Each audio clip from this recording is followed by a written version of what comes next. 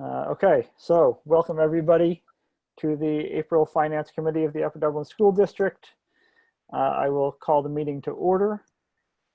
This is my first time hosting on Zoom, so I hope everyone will be patient with me while we figure this out. I know we're already 5 minutes late because we're still figuring out Zoom. There are also 4 attendees currently in the meeting, and I'll update that when we get to community input. Let's start right in. Mr. Leckman, are there any announcements? I do not have any announcements this evening. Okay, thank you. We do have minutes from our last meeting, which was February 19th. If any members of the committee have updates to that, please get them to Brooke. They'll be approved at the next legislative meeting. And we'll dive right into the finance reports and recommendations, starting with the Integra One contract renewal. Is that Mr. Vinogradov? Yes, that is. I think the next 3 are me. So the Integra One HPE contract renewal is essentially it's renewal for our VMware farm for both hardware maintenance and 24/7 on-site support. All right, are there any questions from members of the committee or any other board members? Just everybody should make sure you're muted because there's some noise that I'm hearing. Yeah, I do hear some echo. All right, so with no other questions, so let's, members of the committee, are we going to move that forward to the legislative meeting? That's fine with me. I'll take that as a yes. Yeah, go ahead. Go ahead and go. Yeah. All right. Next up, Phil, the Chromebook leases.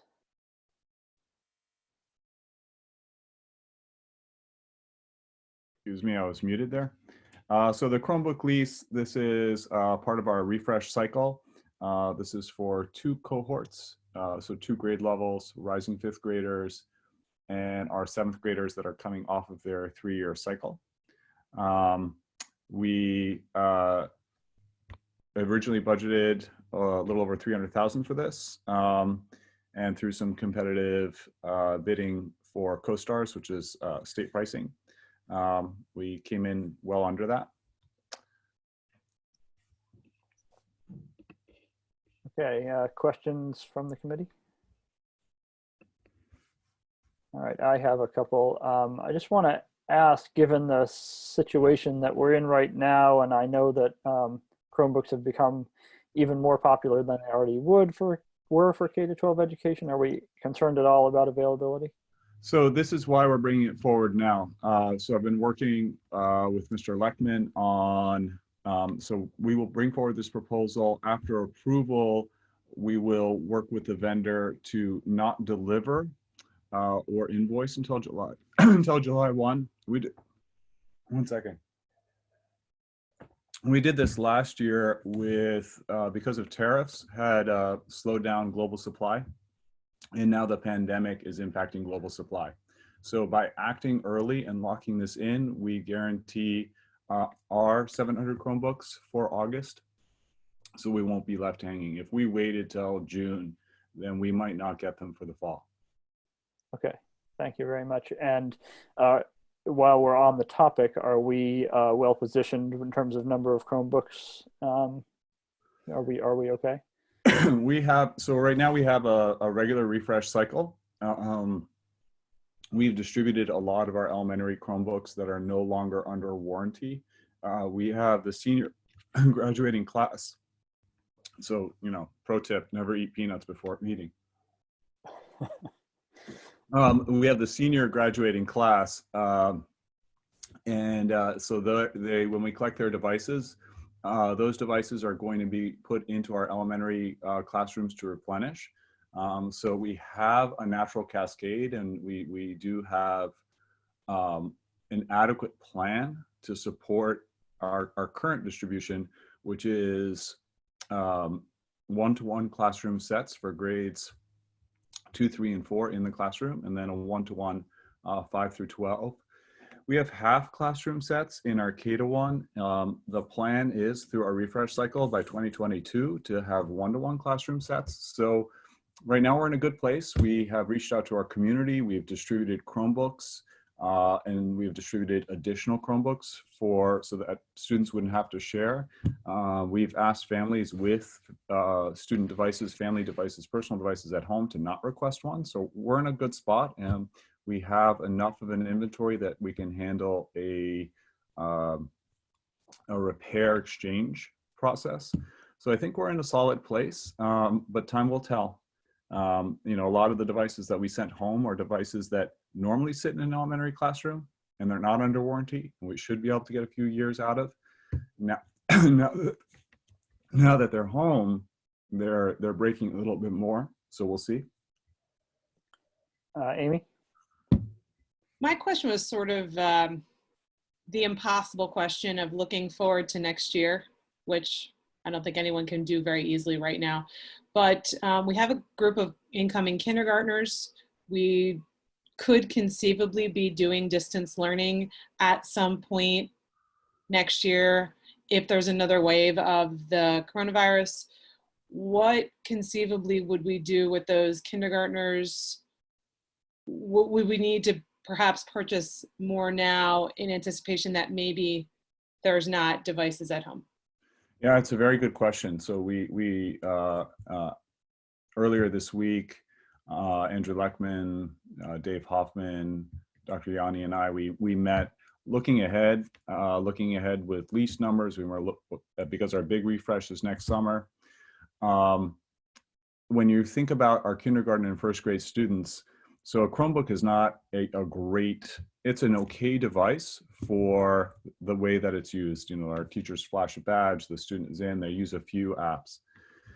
It's not your, it's not great for distance learning for a 5 and a 6-year-old, 7-year-old. It's also not, neither is any device really for learning modality. So even if equipped with a tablet with a few apps on it, it's not ideal. So we're figuring out that workflow right now with KN1 in our current situation, leveraging clever teacher pages, sending home resources to parents and students together, learning how to have activities that are both online and offline. I think that's going to inform a lot of things. I don't think we know enough now to say we need to make a strategic purchase for X number of Chrome tablets or iPads or whatever for KN1. I mean, we're learning a lot of things that might inform those decisions as we get to them. Thank you. Jen? Yes. What about chargers and the accessories that go with the devices? Do we have enough of those? Do they break a little easier? In my house, they seem to break a little bit easier than the actual device. Yeah, so we, chargers and we have ordered in the past spare chargers. We have still a backup of some spare chargers. We tend to ask, and the stylus can disappear, although the Chromebook can be used with a generic stylus. When families reach out to us because they need a new charger or a new stylus, we provide them with some inexpensive cost options. I always ask guidance counselors to keep me appraised of anybody for whom that would be a financial hardship, and we address that one-on-one, and we make an accommodation, and we make sure that we get the resource to the person who needs it. And do you anticipate that would be something that would be hard to get a hold of after? Like, you know, you said it would be hard to get extra Chromebooks, possibly. Yeah, so a generic stylus, no, not hard to get a hold of. Even the specific stylus from the Lenovo, still not hard to get a hold of. An Intel chip inside of a Chromebook, oh, that's a very different story, right? That's where the supply chain problem is right now. All of our Chromebooks charge with a USB-C charger, and even if you went and bought a cheap one that you would use for a phone from a CVS, that will easily charge your Chromebook overnight. And so we provide that information to families as well. Okay. Yeah. Any other questions about the Chromebook lease? Those were all excellent questions. All right, seeing none, is everyone on the committee okay, or is anyone not okay with moving that forward to the legislative meeting? Mark, I move that we move it forward to legislative. All right, thanks, Mike. Yeah, Okay, go so ahead. We will move that forward. Next up, staying with Phil, the replacement of the domain controllers and access points at Jarretttown and Fitz. All right, so our wireless domain controllers control our wireless network. We have one and a backup, and so we're replacing that and the backup. We also have some E-rate money on the table, so we wanted to use that for both this project and to replace some very old access points that we have at 2 of our remaining elementary schools. The remainder of those old access points are all consolidated in Sandy Run, and so that will be addressed during that project. For this, we did a PEPA mini bid, and we came in well under the 200,000+ that we had budgeted for at 76,000.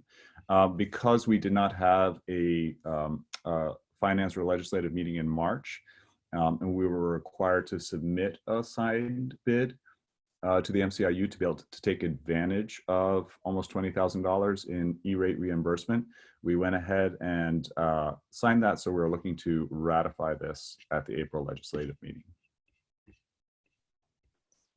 Comments or questions from the committee? All right, Phil, just to be sure, the new access points are 802.11 AC, not Wi-Fi 6. Is that correct? I was muted. Yes, that's correct. Okay, so just in case, just to translate that for anyone, there is a new version of Wi-Fi, a new faster standard for Wi-Fi, slowly rolling out. It's not really formally ratified yet, called Wi-Fi 6, and these will not support that. Still 802.11 AC, which is the current version of Wi-Fi most of us have in our houses and devices, is more than fast enough for this purpose. Mike, you have your hand up. Yeah, Phil, it looked like the budget was 214,000. The actuals coming in at 76,000. This almost falls in the too good to be true category. Can you give an account for the disparity in, plan versus actual? Yeah, so part of it is we start to gather information on potential cost with respect to vendors that we always work with. E+ has a very special, we've used E+ in the past. They're very expensive for some things, very reasonable for others. Our go-to tends to be Integra One, who has built the architecture for most of our network. So we gathered some initial price estimates really over last summer as we began to look at this budget cycle and the projects that were coming down the pike. So we started with a very conservative number. Worst case scenario, what could this cost? And that's how I begin to plan my budget so that I can work from there. Then the PEPA mini bid went in, and Cisco has also been changing a whole bunch of parameters around its licensing. And E+ is a deep partner with them, especially in educational licensing. And so they came back to us with this proposal, and it far outstripped all the others. And obviously it covers all the requirements that we have. Mm-hmm. And is this a multi-year? I'm trying to read in the thing. It's just, yeah. So it's one of the pieces that will be ongoing is just your annual service for renewal. Renewal for licensing, for our SmartNet renewals that sort of 24/7 support. But that is no different than it has been year after year. Okay, thank you. One of the things that's new is that the license for our access points is no longer dedicated to that access point, right? So it is a license. And so if I need to replace the access point, I will not be purchasing yet a new license. I can transfer it from one to the other. Oh, that's a big win. Oh, that's good. It's a huge win, huge. And that'll serve us well moving forward to the Sandy Run project. because as part of this, we have to buy a new license for every single access point we have. And so that's what we're doing, but they're all transferable, which is a huge win.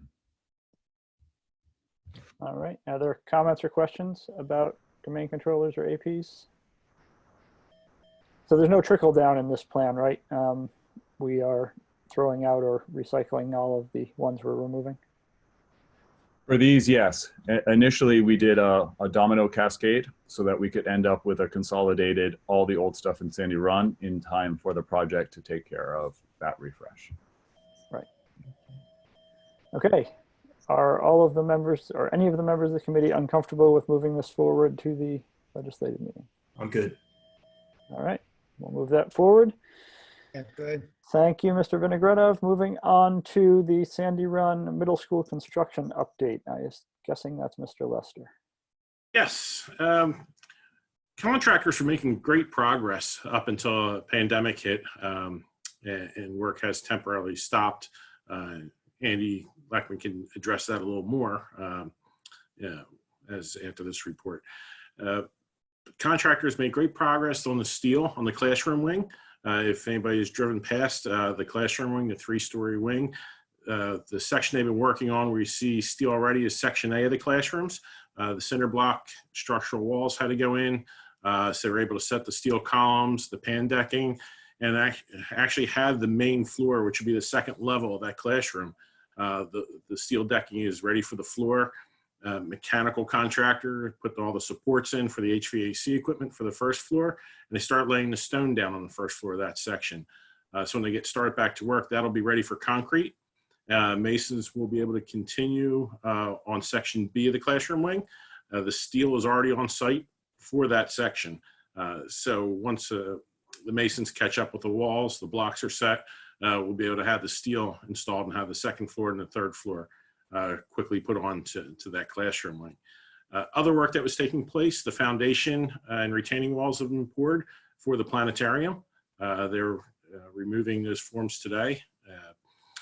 And then they're also starting on all the footers. That was work in progress when the pandemic started, was the footings for the gymnasium section of the building.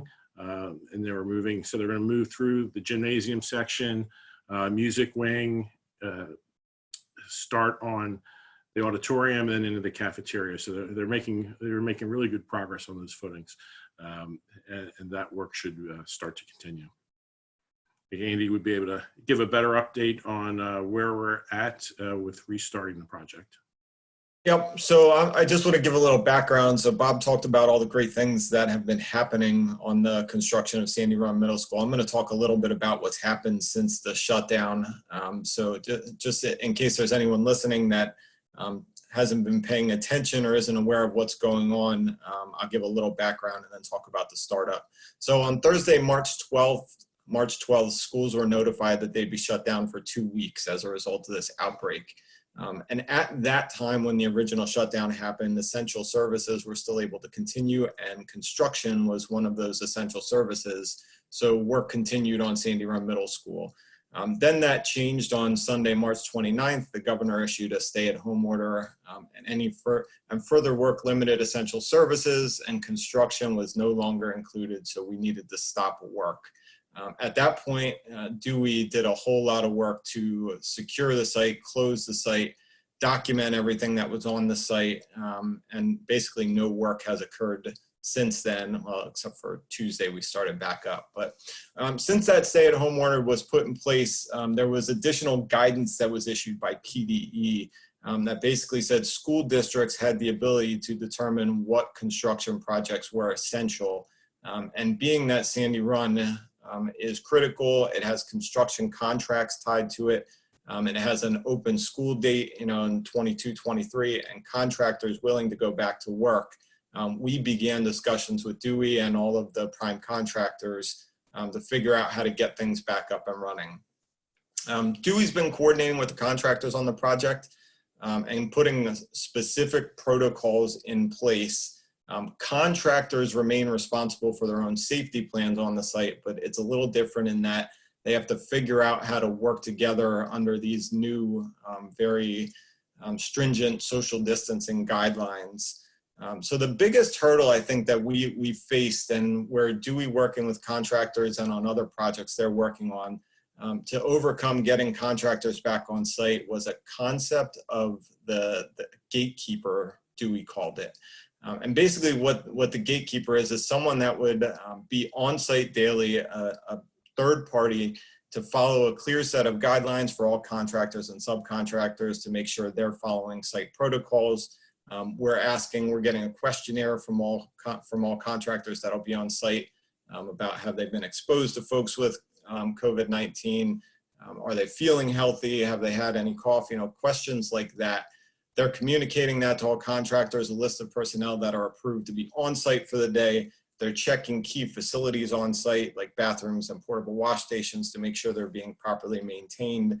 And basically, there's a small window of time that folks are being allowed onto that site where we have a certified industrial hygienist there to allow people onto the site. And if they're not there in that window, then they don't work. And that seems to be being received well by all of our contractors to have all of those protocols in place. So basically what we as a district have agreed is to allow them to use our indoor facilities in the locker rooms at the Sandy Run Middle School. One of the other concerns was just having one porta potty outside that was not being cleaned on a daily basis. So we're working with them on that, and then we're cleaning that on a daily basis. And all we can do is continue to monitor that and work closely. But basically, as of yesterday, Skepton, our general contractor, was back on site doing some setup work, and they're back to work. We expect our mechanical and electrical contract with Borough to be back on site next week. And we also expect our plumbing contractor to be there shortly after that, while monitoring all of the protocols that we need to have in place. The one last thing I want to say before I open it up to question is the other critical component to all this is that all of this has the potential for delay claims due to the shutdown and change in working conditions. So if you think for a second, when we put this project out to bid, all of the contractors bid it based on, I'll call them normal working conditions. We are in anything but normal working conditions right now, with contractors having to have personal protective equipment on. They have to maintain 6-foot distances when working in spaces. So it's anything but. So while we don't have anything in hard numbers at this point, I think we need to be prepared that we will start to see delay claims, change of condition claims come in from contractors. We've been warned about that by Dewey, and it's just something we need to be prepared for going forward. But I think Dewey, the contractors, the district, we've all worked very well. There's been a lot of collaboration, and I think we're very happy with where things stand right now. So I'll stop there and take any questions. All right, thank you. Any questions for either of those items from members of the committee? Amy. My question probably is for Andy. Regarding the return to work, a couple quick things. What is the percentage of staff that is allowed back? Are they at 50% staff? Are they at 75%? Are they merely just asked to keep certain social distancing standards? That's my first question. My second is around masks and face coverings. New York State today has mandated face coverings. I wouldn't be surprised if Pennsylvania ends up with something like that as people return to work. Are we responsible for that, or is that something that that Dewey or the gatekeeper or someone else is providing? So Bob, you can certainly feel free to jump in here and help me. I do know the general contractor had 5 folks come back to work. I don't know that we know the full answer to that yet, because not everyone is back working on the site at what percentage. I think they're still working all that out. I do know the Skepton is putting together a schedule and trying to figure out how they can plan everything out right now. So it's not, I wouldn't say we're back up, and fully running right now. We're just back up preparing the site to get back to work. Skepton's doing a little work, and they're still working out the schedule. So I don't have a full answer to that right now. Bob, as far as PPE goes, I do believe that's part of the contractors' protocols that they need to be following. And I do believe they have hand sanitizers, masks that they're wearing, things like that, but certainly jump in and add to that. Yes, any of the PPE is the contractor's responsibility to provide. We are assisting them with some cleaning products. We have plenty of products in stock that can be used for sanitizing.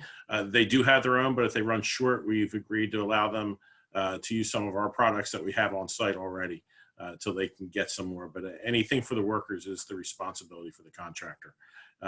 Andy is correct. They've just had the 5 Skepton employees working that hadn't been their subcontractors yet, but the work they did yesterday, today was removing forms from the latest concrete pours, some dirt that needed to be moved around, and the excavation work, which that's all they really need is 5 people for the excavation for the footers. They should be starting to bring their subcontractors in shortly to continue on the other work that they need to get done. Mike, you have your hand up. Yes, I know that the project was moving along pretty well before the shutdown. Just roughly looking at the project schedule, and this question is either for Andy or Bob. Roughly before the shutdown, how far ahead of the overall project schedule were we, and where are we now? Are we, did we bank like 3 or 4 weeks progress and we've lost a couple of weeks, or is it? I just wanted to give the team a feel for where we are from a schedule perspective. So what I would say, Mike, is that is an excellent question, and it's one that I've asked of Dewey, and it's not one that I've received a solid answer on yet. I asked them for all of that to understand kind of where they were in the project timeline and how these last 3 weeks have set us back, and I don't yet have an answer to that. I'm hoping to have more information on that as the general contractor gets back in and starts to create the schedule. But I can't tell you we were a week ahead, 2 weeks, 3 weeks. I just don't know that answer. Bob, I'm not sure if you're hearing anything differently, but I don't know that we know that today. No, they have schedules attached to the reports, but they didn't necessarily follow the original schedule that they set up with. It's really the contractors, how weather conditions were allowing them to work. Was a warmer winter, drier winter than expected with the lack of snow. So it helped. I wouldn't want to say we were ahead of schedule. Some items were ahead, but others were behind. So on average, I think the safest thing to say is when this project shut down, we were at where we needed to be to stay on schedule. We're starting to build some buffers in, and we'll just have to wait for Dewey's answer at this point. If are we still ahead, or are we still in a good spot, and what their opinion is on all this. Okay. Well, I know a standards project like this, there is a schedule, a master schedule, and it would be good for us to get an answer from a risk mitigation standpoint. I'm not expecting them to take us to the cleaners by any stretch of the imagination, but I think that it would be helpful to get an answer on that so that we can get a bound of any risk that we may have from a cost perspective going forward. So that was my only question. So yes, I agree, Mike. And my response to that would be, I think it will probably be good to have Dewey come to the next meeting to give us an update on how things stand on the schedule. I think from what Dewey has told me and seems to indicate is that even if they were ahead of schedule, that doesn't necessarily create any less risk for us on claim side, because they're still having to work under different conditions than what they signed up for. So there's more to definitely more questions to ask and understand on that, but I think it's probably best if we have Dewey come to the May meeting and give us an update on how things have been going for the last month, and give us a full update on the project schedule and timeline. Okay, thank you. Yep, I agree. That would be helpful. Stan? Yeah. Hey, Bob, how are those stormwater infrastructures working there at Sandy Run with that heavy rain? And not only that, is someone checking all the buildings? We had that heavy rain on Monday, making sure everything is watertight. Yes, I'll start with Sandy Run. The water retaining structures that they put in are doing well. I would drive past the site and check on those. That would have been an acceptable exception if we start to see problems that the contractor could have come in and started right away on. I spoke to Zach Zazo, our project manager, today. They did a thorough inspection when they started back on the site, and everything held up well with all the heavy rain. We didn't have any issues on the site. The building pad, again, because of the work that Dewey did ahead of time by bringing in the screenings for the actual work pads, we have no issues at all whatsoever on the work pads. As far as the other buildings, for about 2-3 weeks now, we've been bringing staff in, our central staff. We've been rotating their hours, really just to do building checks and keep up on things. Some of the things that we're doing, again, we were checking for any leaks that we had yesterday. It was a driving rain, so it doesn't necessarily mean the roof's leaking, but we had water blowing in through vents that we had to check and clean up in a couple areas and buildings. No damage, just things that we need to keep an eye on. But we do have staff, limited staff, taking rotations, going through the buildings, flushing the water pipes to make sure we're not getting any stagnant water in, keeping the chlorine up by flushing the water and introducing that fresh water that's already chlorinated. So we do have staff maintaining our buildings on a limited basis. All right, Jeff, you've had your hand up for a while. Yeah, probably Andy, but Andy or Bob, to the point that the contractors, when they come back, will still be responsible for health and safety. I know there's suggested plans and guidance that's starting to circulate through the industry. Are the contractors doing either like new or amended, like written health and safety plans and providing those to Dewey, or how's that process working to protect ourselves? Yes, that's exactly what's happening. So part of our back to work plan, there is an amendment that was put in place that basically asks all contractors to update their health and safety plans. And part of the plan for us to authorize them to come back to work was for them to have a full written plan in place that was agreed to by all contractors. So Skepton was the first back on the site. We have their protocols in writing that we have a copy of. And before Borough comes back to work, as an example, on Monday, we're still waiting for their protocols. And then Borough and Skepton are going to have to make sure their plans align and there's nothing in conflict before Borough will come back on site. So yes, we're getting all that in writing. All right, Stan, is your hand up again? No, okay. All right. Either Bob or Andy, is there anything to call the board's attention to in the information report or the budget update? Not from my standpoint. I think there'll be more to discuss about budget at next month's meeting, but there's nothing out of line at this point. Everything's been trending right where we expect it to be.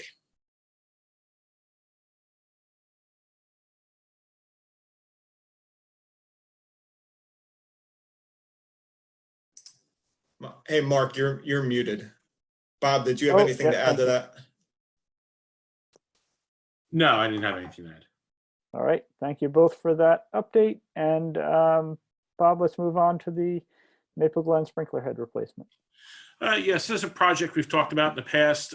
We had recalled sprinkler heads at Maple Glen that needed to be replaced. But then as we started working on putting the specs together, looking at the building's 20 years old. By fire code, you're supposed to start testing sprinkler heads after 20 years to make sure you don't have any failures or any issues in the building. When you start taking out sprinkler heads to test them, draining the system, it didn't make much sense. So this project was upgraded to replace all the sprinkler heads. It was a cheaper way to go than trying to take them out, send them out, having them tested and dealing with any issues. So because the building's 20 years old, we went with a full replacement. I was a little disappointed we only received 2 bids. We had a lot of interest in the start of the project, and the answer I got when bidders didn't submit bids, some of the companies we worked with in the past, is they just said they were too busy to take on any additional work. So the 2 numbers that we had, one was ABJ Sprinkler. Their base bid was $106,400, and there's 2 alternates on the bids. One was to add valves. There's not a lot of valves in the building. We just wanted to look to see if we cut more valves in, it would be easier for maintenance, just looking at price. And alternate number 2 was we were discussing whether or not we wanted to work a 4-day work week over the summer. So what would their price be if we went to a 4-day versus a 5-day? both of them really aren't charging us more, but the way they submitted the bids, it was the way the wording was on that question. But we're not going to be taking that alternate anyway. But alternate one for valves for ABJ was $31,600, and the alternate number 2 for a 4-day work week was $106,400, the same as their base bid. Not recommending that we take any of the alternates. They're just not worth the invoice, and we can work on the schedules.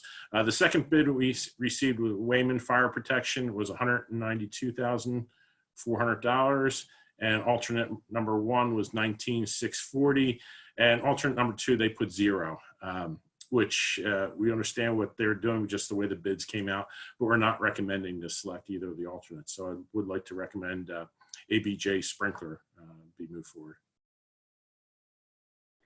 Okay, thank you. Stan, you have your hand up?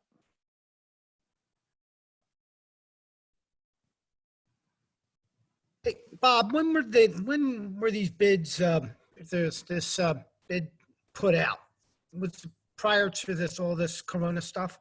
Yes, we received bids middle of March. I don't have the exact day in front of me. It's middle of March that we received these bids. It was just before everything had hit. Right. So that brings me to my question is, do you think it makes sense to put this bid out there and see what's happening out there? Because word's on the street that construction people are looking for work. There was a lot of massive layoffs in the construction industry these last couple of weeks. A lot of jobs are shut down. The only ones that are operating are hospitals and schools. And not only that, now that the school is pretty much vacant, perhaps, we can get an exemption on this and have these guys working during the school day, which would not cause any issues with students because the school's empty and no overtime. I don't necessarily think we'd be getting better prices. We may get 1 or 2 more companies that would want to bid on this. My concern would be with our bidding rules, I would have to advertise this for 3 additional weeks. If we advertise this for 3 weeks, receive the bids, go through the bids again, go through another operations committee meeting, then bring it to legislative meeting for approval, that we're cutting into our time frame. By the time we get that done, they order material, we might not make our window to get this work completed over the summer. Right now, we're about a month behind where we'd like to, because we'd like to have given the work out at this point so they can start ordering their material.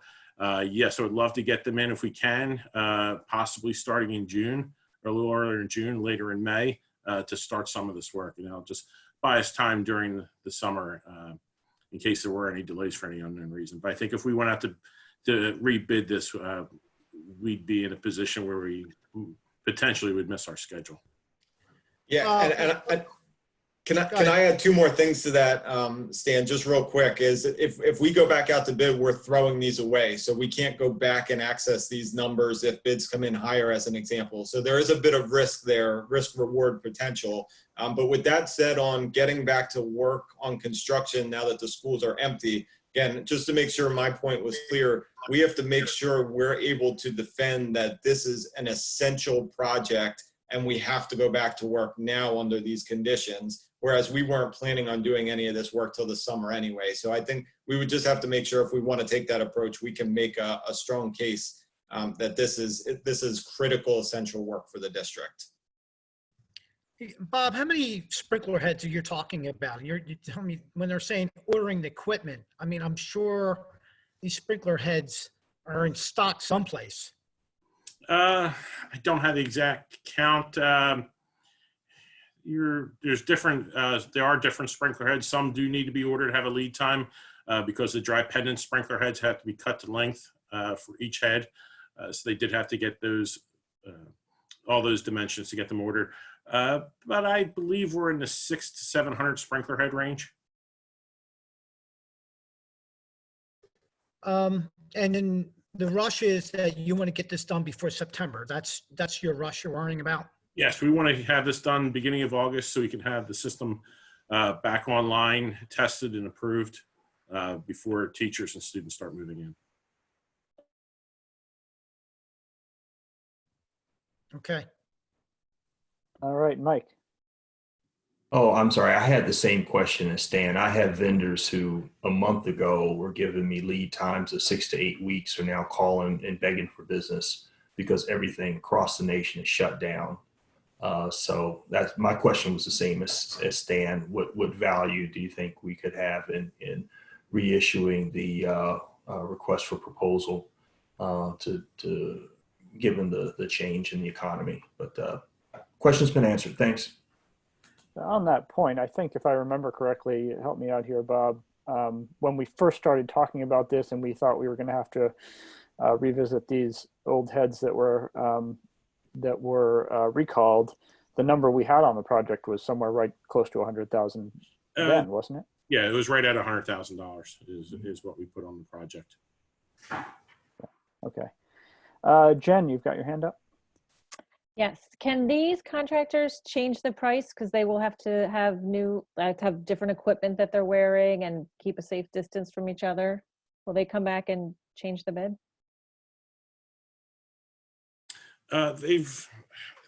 When we went out for closure, we did contact them, and they both contractors said they will hold their price till we make a decision. So they're not at this time. They're not looking to come back. It's not a very large crew that'll be working here.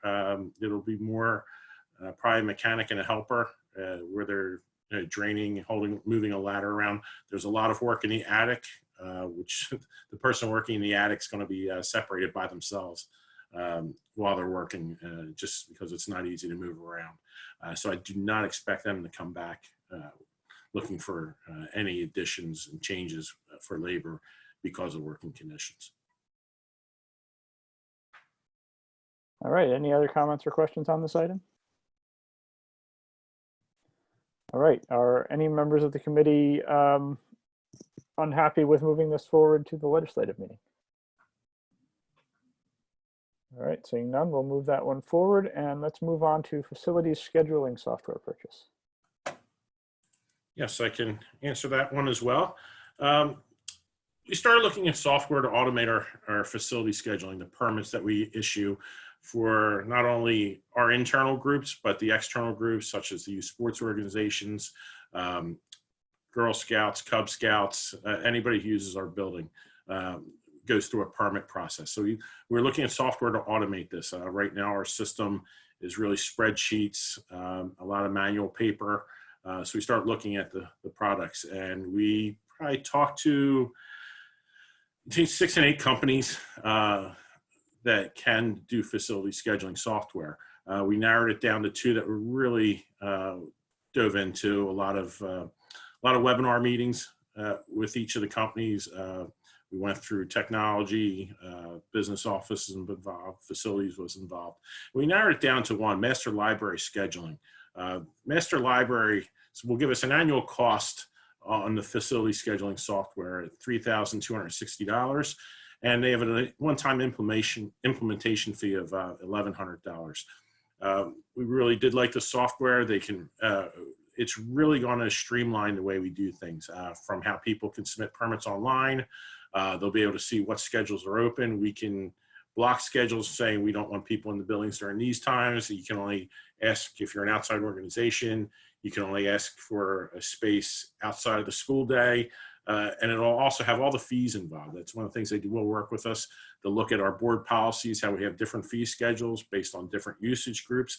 This all gets incorporated into their software. I think it's going to save a lot of labor for us. It's going to make the process easier, and it does a lot of tracking for invoicing as well. So we'll be able to see how much money we're expending on having groups come in and how much we're actually taking in to make sure that all of our costs are covered. This software also has a work order system that can be attached to it. So we can automatically generate work orders based on facility permit request. That is something we're interesting. We currently have a work order system that we're using. The 2 are very competitively priced. So we do have the option down the road of moving to all one system through master libraries by just adding a simple module on, but that's not something we're looking to take on at this point in time. We'll have enough work to do to get this up and running. After it's up and running, tested, then we can possibly look at bringing on their work order software as well. Okay, thanks, Stan. this might be directed towards Phil. Phil, do we have any current software that we have in the district that could handle these chores that was in that summary that came along as an attachment with this? No, so I participated with Bob and Andy in this process, specifically because we don't have this software. And so we wanted to take a look at the software from a technology integration piece, from a facilities piece, and from a future planning piece. While facilities has a work order process, technology has a work order process. At some point in time, it'd be really nice to have an efficiency where we have one flexible work order process that can be differentiated. And so those were pieces that we were looking at. Right now we're prioritizing facilities reservation. And so that's the piece that we're looking at, but we looked at the other aspects of the platform with a look to the future and being able to bring in further efficiencies. Amy. One question I had regarding, you had talked about how the technologies will interface, Phil. We utilize as a district Google Calendar for all of the, the events. Is this going to talk to Google Calendar and populate to there? And if so, will it also enable us to maybe push some of that information out? Right now, it's sort of like very static. Yeah, so that was one of the criteria was integration with Google Calendar, and also integration with the Timely plugin that we have on our WordPress website, so that we can be selective about what we want to show, what we don't want to show, what we want to be able to subscribe to within our own, employee calendars, etc. Excellent, thanks. Yeah, one thing I can mention at that as well, the integration of calendars that we looked at, is right now we have to often search for conflicts. We're looking at multiple calendars because the schools can have access to their calendar, their own way of scheduling, versus what's facilities scheduling for outside users. This will all be the same process. Everybody will be on the same calendar. It'll integrate to schools. They can look at it. But the other thing that we were looking to integrate, and was very pleasantly surprised it wasn't something I was looking at when we started this process, but this will also integrate with the software that's used for scheduling the athletics at the high school. We are including an integration with this. So as athletics is planning out their schedules for the sports seasons, this will automatically populate into our calendar as well. So when you bring up the school calendar, you'll be able to see sports and activities on the same calendar. Thank you. Art, you're up. Two simple questions. Is this price confirmed for how many years? And also, do we know of any neighboring districts that are using this program?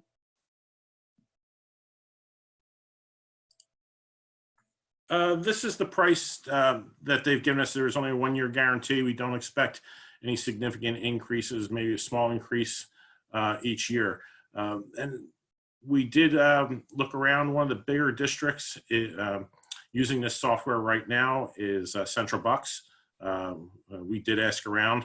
A lot of school districts are using School Dude as their software. It's a software I've used in the past. They've come a long way with their capabilities, but they're extremely expensive. They're 3 times more expensive. So if you polled school districts, most are using School Dude. I've used it before. I think this software actually is a little better than what I used before, but it's actually much cheaper than School Dude. School Dude, I believe, we received a quote was over $9,000 per year. Okay, any other questions on this topic? Okay, then anyone opposed to moving this forward to the legislative meeting?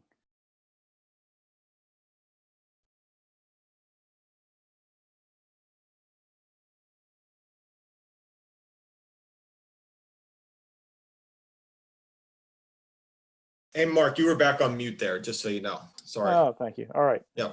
I keep switching windows when it's not my active window, then it doesn't unmute me. Okay, so thank you. So is anyone opposed to moving that one forward to the legislative meeting? Let it move. All right, we'll move that one forward. Thank you, for that. And we're on to treasurer's reports, Andy. Yeah, so since the Finance Committee didn't meet in March, there are 2 months of reports included. You have their general fund, capital fund, and debt service fund for February and March. Just because we're working out of the office, March is actually 4 separate attachments in there if you're looking at it. And also included is the food service fund for January and February. General fund for now, and again, we'll cover this more in a separate item. Both revenues, as of the end of March, both revenues and expenditures were trending normally through the end of March. 88% of budgeted revenues have been received as compared to 90% prior year. 66% of budgeted expenditures had been spent or encumbered year to date as compared to 67% from the prior year. So things are looking good there. This report again is only through March. We will most likely start to see the financial impact of revenue collections as April actual amounts are reported as a result of the global pandemic. But like I said, we'll cover that in more detail in another agenda item. So any questions? All right, any questions about any of the treasurer's reports? Art. Andy, I just wanted to confirm the statements you made regarding the effect on interest rates. If you look at the PLISLAF's full flex pool, I know you're too familiar with this. It went from 1.25 back in February to 0.10 this month, and will probably continue for a very long time, only providing interest of 1.0. I'm wondering, any idea about the CDs? You know, how poorly are those rates going to be? I noticed when those are going to be maturing. And would you still look to ladder those CDs as they become mature? So Jen Baldessani, yes, you're still on here. Feel free to jump in and talk here. But I think one of the good things here is our CDs, we actually were able, Jen was able to lock in some at an average rate of about 1.75%. So we have about $3.5 million locked in at that higher rate. The remainder is in variable rates, but we are looking at options with PISLAF for 1, 2, and 3 month CD rates. But Jen, can you jump in and just share what they were, what those estimates were with PISLAF? Oh, there we go. I'm trying to remember, I don't have that sheet in front of me, but it was definitely better than the full flex. And I think it was around 0.4%. So I can only move the money on Mondays. So I have a call set up with PISLAF to go over what the rates are going to be on Monday to invest. Like right now, the CDs are a little bit better. But like she said, the rates are dropping each day. They're really dropping in the full flex and the max, but hopefully we can lock some money into a CD. The only problem is you can't take too much out of the max. Out of the flex, because you may not be able to reinvest it later. The funds, there's only a certain amount of available funds to be able to invest. So hopefully we can invest some in a CD and just make a little bit more interest than what we're doing right now. But I'll talk to her on Monday. Thanks, Jen. And I think all in all, interest rates are just going to be low across the board. So you're talking, 10 basis points here and there that you're dealing with. So I'll talk more about the impact on total annual interest in our budget presentations. Great, thanks. It's good to get that insight that, it's always a shuffling game to try to find the best ways to make interest on our assets when they're available. Stan, you've got your hand up. Yes. Andy, I'm looking at the cafeteria or the food service reports. When will we see the effects of the free lunches or the free meals that we're giving out? Will they be deducted from the reserves of the food service funds? So yes, we will start to see those effects in April as that starts to come through. Yes, everything that's running through food service needs to be accounted for through food service. So again, I was going to cover this a little more, but since the question is asked now, the mandate from the state is that we need to continue paying staff no more, no less than they would have made before the shutdown occurred. So what that means for food service, which really operates more like a business, it needs to be self-sustaining, is food service is having to pay staff all of their salaries and benefits, but really is only making, projected to make about 1/3 of the revenues that they would have made on a regular monthly basis. So it's definitely going to have an impact, and part of the financial impact to the general fund will be the general fund will need to provide support to the food service fund this year. There's no doubt about it. What that impact is, we don't know the answer to that yet. So I think once April numbers start flowing in, we'll start to get a better feel for that. Yeah, because I see the current balance is like around 300,000. It seems like it's about $100,000 every month, and you're saying there's virtually not going to be any income coming in. That might get us through till June. No? So it might get us through till June, but it's more of a food service can't operate at a $0 balance, right? There's going to be some amount of money that we're going to need to fund food service with to make up for this lost revenue. They just can't operate at zero. So the general fund will have to support them, but that's a proposal. Once we understand the impact, we'll bring that to the committee, discuss it, and talk about what we think that transfer needs to be and why, and we'll have support for it. Okay, all staff is doing now is just preparing free lunches. Is that correct? Their staff, what we are approved for food service operations, again, so we are approved to be a closed site. And what that means is we can only provide meals to free and reduced students that are approved for federal free and reduced lunch programs. So again, we're following state guidelines. State guidelines only allow us to be approved to be that site. So we're serving about 2,100 meals a week, which is to about 130 students. It's a voluntary sign-up program. And yes, that's all that department is doing right now. But to say that's all they're doing is an understatement. I mean, they've gone above and beyond to get this program up and running. It's a whole new operating model. No one's coming into the building. It's a drive-through service. So they've done a whole lot of great work over there to get this up and running.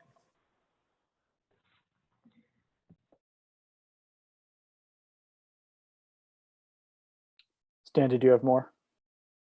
Okay. All right. So are we all good with moving that forward to the legislative meeting? Or is anyone not good with moving that forward? Okay, we'll move that forward. And we're on to budgetary transfers, Mr. Leckman. Yep, so nothing much not too much to say here other than here's your transfers for March for board's consideration.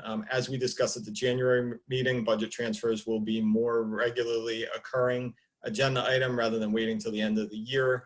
Basically, that's an effort to assure all buildings and departments are living within their budget, making necessary adjustments throughout the year. There's nothing, while there's some larger numbers on this report, there's no budget transfers that have any direct impact to the overall budget. It's just a reallocation of dollars to match spending needs. Right, and as we've discussed in the past, if there is anything to call our attention to at the meeting, you'll do so. So I take it there isn't anything this month. That's correct. There's nothing to call your attention to.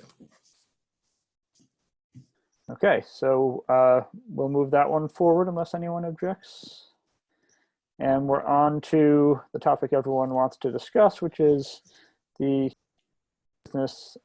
We're on to the business and operational financial impacts from the pandemic.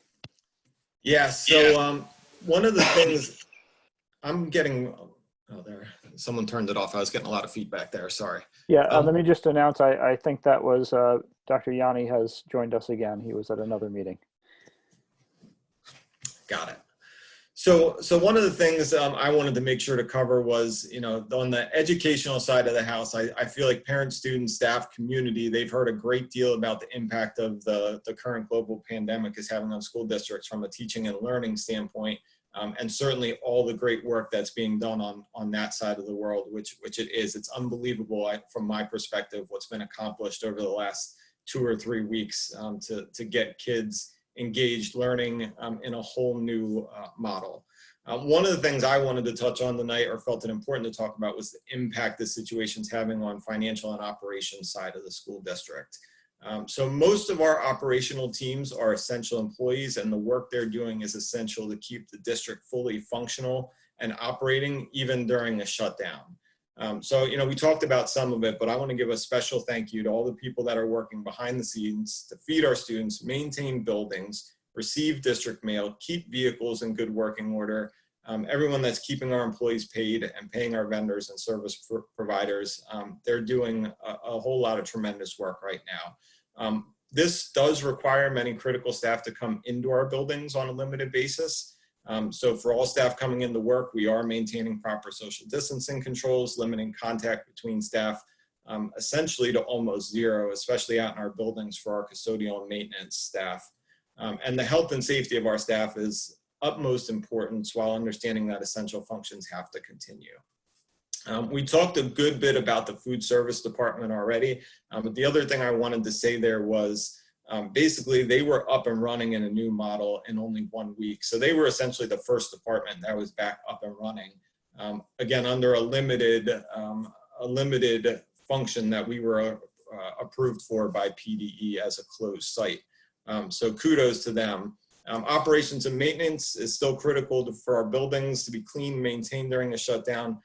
Transportation, we're still maintaining vehicles, doing inspections, taking care of required maintenance. And then construction, not only we talked about Sandy Run, but we're also completing the Fort Washington roof repair project, as that's critical to make sure that roof is secured to get that work done. So the financial impact that we're looking at here, and again, I included a whole document, but I'm going to walk through some of that so you understand some of the things that we're thinking about right now.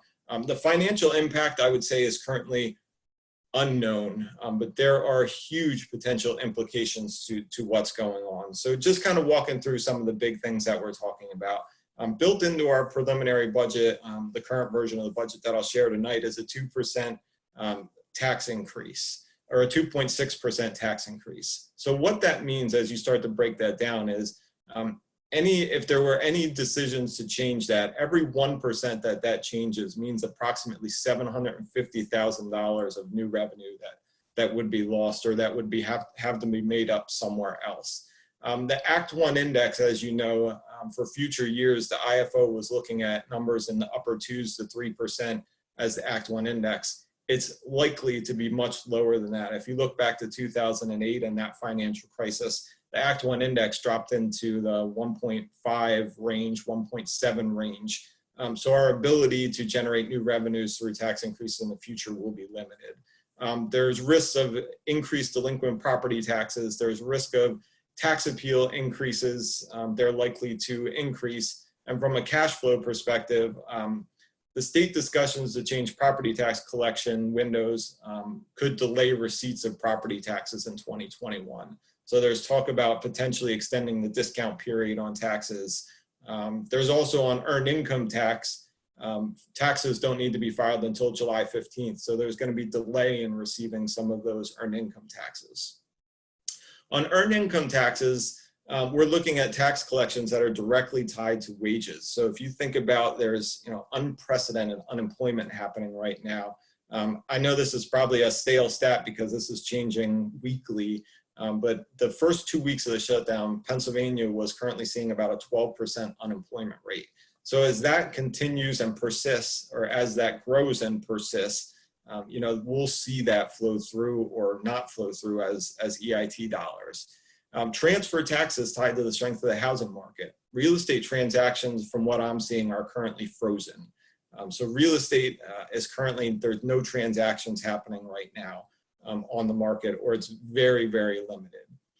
We talked a little bit about interest income under the treasurer's report, but with the Fed reducing rates to almost zero, that's taken our annual interest that we were projected to earn of about $750,000 down to $75,000. So just that one item, we're seeing about $675,000 of projected lost annual income that will occur. On the expenditure side, we talked about Act 15, which is the state act that was put into place, or is it Act 13? So wages and benefits, there's no change to that, right? So under the state law, we are required to continue to pay all of our employees. So that's about 75% of our total expenditures are wages and benefits. Tuition payments, there's no impact. We have to continue paying tuition for students that are in agreements and in tuition enrolled in charter schools. The one thing about charter schools to note, those enrollments can't increase or decrease. So going back to March 13th when the shutdown occurred, charter school enrollment is frozen. So that's one of the positives, is we can't see a large outflow of students to charter schools, but we have to continue paying them. Debt service payments, there won't be any change to that. So that's 12% of our expenditures. So you can see that a large portion of our total expenditures will continue. We'll continue paying utilities. You know, there's things that'll continue to be paid. While there may be less, we have to pay them. Food service we already talked about, so I won't go back through that. Potential areas of savings. So yes, I mean, we some of the things we'll see areas of savings: utilities, energy, vehicle fuel usage.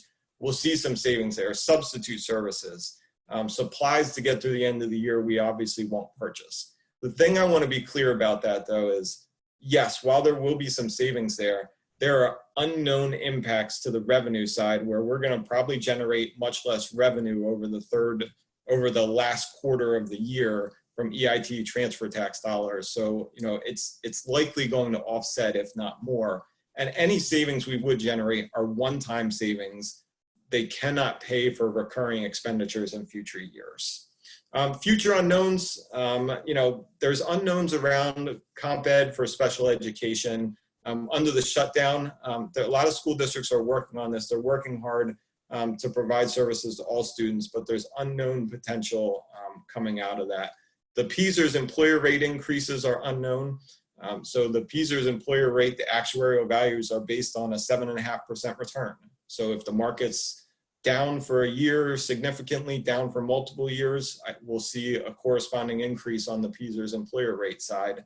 And then again, not general fund related, which we talked about under construction, but I think we should expect to see increased costs for our Sandy Run Middle School project for all the reasons that we already talked about. And then there's, you know, I won't get into all the state stuff here, but there's clearly implications on the state side. Primarily, we have no idea now what to expect from the state budget.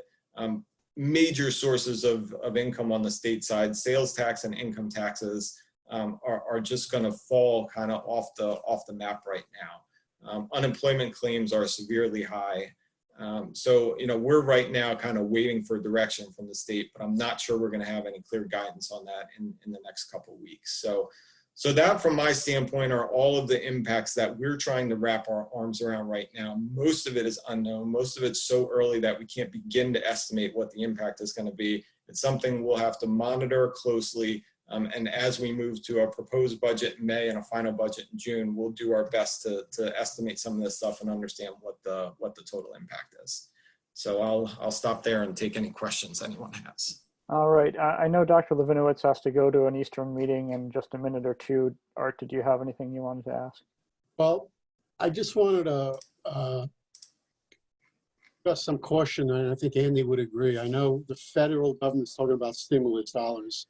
And if you were around when they did the stimulus dollars, the hour money 10 years ago, it's great when we first get the money, but then when the state has a tendency of reducing their allocations in the future. So what happens, it compounds the problem in years out. So, you know, so just to inform the community that we are aware of the stimulus dollars. And I know Andy is looking very carefully at the potential allocations. Of course, we're not going to get a significant amount of money, but there's a lot of concerns too with those dollars in terms of how we'll be paying it off in years to come. The whole point with stimulus dollars is the concern is supplanting versus supplement, not using it to pay salaries, one-time expenses.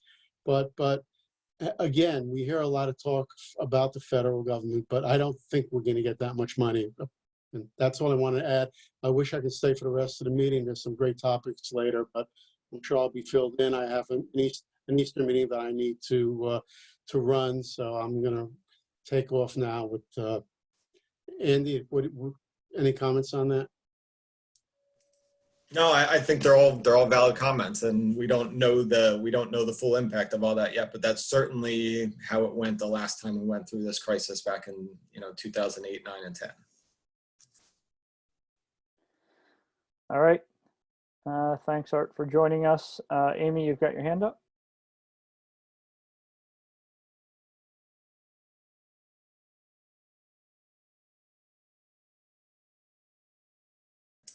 Hey, Amy, you're muted. Sorry, it didn't work that time to push the space bar. I apologize. I suppose it's from sitting home and listening to someone talk about financial stuff all day. I'm starting to have a second job, I feel like. I know there's some hypothetical forecast models out there. If it's a V-shaped recovery, a U-shaped recovery, what does that trajectory look like? Is PASBO starting to create some forecast models that would allow us to sort of understand some of the general thinking? Are we not even there yet in terms of they just don't have enough data to build it? So I listened to a presentation by PASBO yesterday, and the presentation at this point is they're kind of on worst case scenario, and there's not enough data to support anything else at this point. So yes, there's obviously a lot of talk out there about what could happen. I truly think, and PASBO's sentiment is it's too early to tell, and we just need to start preparing for the worst and hope for the best. So, I mean, that's really all we know at this point. Any other comments or questions? I'm kind of surprised. I thought this was going to be a busy one. All right. I know if somebody's been paying closer attention to the legislature on this, but there was talk of backing off on the requirement to pay all staff equivalent to their pre-shutdown pay. Is there any movement on that? Has anyone heard anything? I can jump in on this. Can you hear me? Yep, go ahead. So, yeah, so each day superintendents have a conference call with the intermediate unit. There does not seem to be the appetite, as it turns out, to change any course on the requirement to pay employees at this point. It seemed to be short-lived.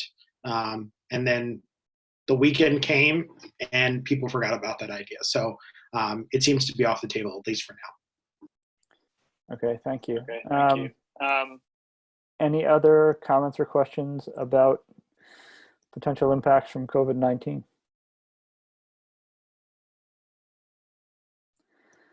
All right, thanks. I appreciate all the detail in here. And obviously we'll keep a close watch on this moving forward.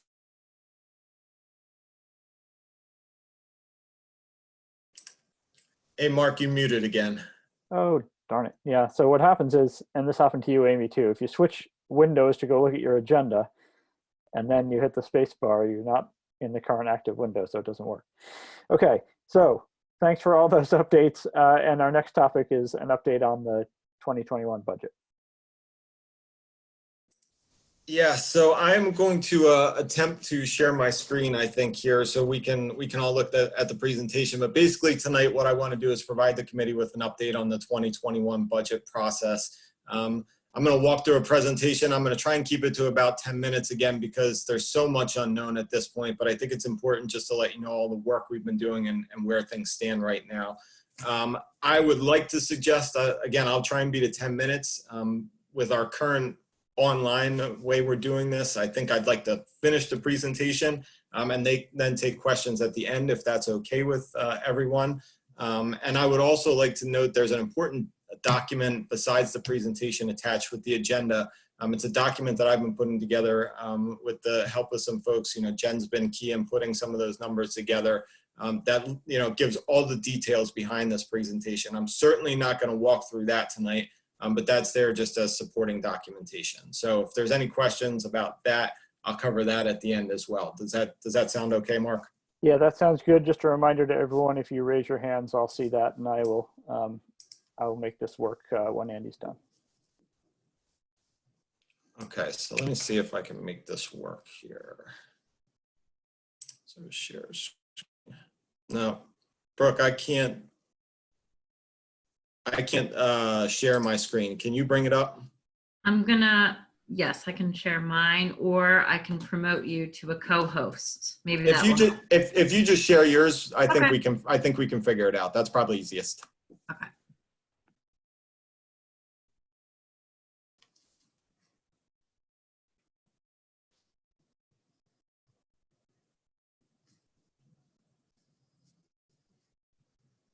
Does this work for everyone? Yes, I can see it looks like we can all see the presentation. Go ahead, Andy. Okay, good. All right, so Brooke, if you just go to the second slide. I'm not going to spend too much time on the second slide here. We've talked about all of these items. Hold Brooke, on. can you go to? Yeah, I'm trying. It's not letting me move it. Hold on. Oh, there it goes. Sorry. So I'm not going to spend too much time here because we've talked about all of this. Again, I just want to make sure everyone's aware of the potential size of the numbers we're looking at. You know, if things start to trend negatively as far as property tax collections, earned income tax, what that means, 1% being 55,000. You know, if you start talking 10%, 500,000. The numbers get large if you start looking at this, and then nobody knows. We talked about what the length of the shutdown is. So how much time does it take to recover? It's all unknown. So we'll continue to monitor this, but I just want to point that as a point of caution.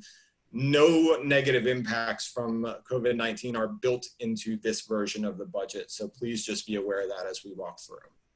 Next slide, Brooke. All right, so the next slide, while that's transitioning, is just a budget summary. And what I wanted to do is give some information about where we were at the preliminary budget, where we are now with April. So you can see the preliminary budget, we had a deficit or a gap between revenues and expenses of $2,863,000. After all of the work that's been done, we still have a gap of a little over $2 million, but that's not for lack of effort. I hope everyone understands. So on the expenditure side, you can see we were able to reduce expenditures by about $1.6 million from the preliminary budget.